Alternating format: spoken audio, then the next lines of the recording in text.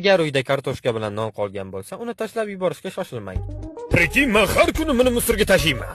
Kartoshkani shunday artib, uni yaxshilab qarab olamiz. E'tibor bering, top-toza bo'lishi shart. Voy, jallod kartoshkani qanaqa to'g'riyapti bu onasini yepsan. Mana buni qilsa onam ko'timga pichoqni tiqib oladi. Artib bo'lingan kartoshkalarni qirg'ich yordamida qirg'ichdan o'tkazib olamiz va undan so'ng ularni suvni yaxshilab siqib olamiz. Albatta har bitta uyda piyoz bo'ladi. Piyoz qayerdan keldi? Menda piyoz yo'q. Piyozni mayda qilib to'g'rab, uni kartoshkaga aralashtirib olamiz.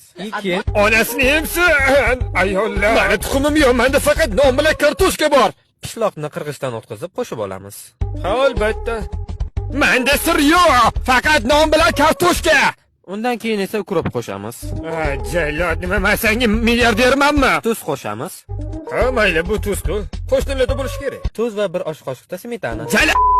Smetanani oyimnikidan olamanmi? Menda faqat kartoshka bilan non. Hammasini aralashtirib, menga obuna bo'lishni esdan chiqarmang. Albatta podpiska bosaman, bo'lmasa aqlda ozaman. Non va kartoshkadan shuncha narsa. Ana endi yog'ni solib olamiz. Yog' qayerdan keldi?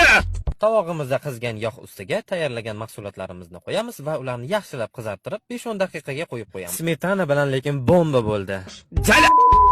Mayli. 1 osh qoshiqda smetana bo'lsa bo'la qolsa. Ata ikkitasi pizdes.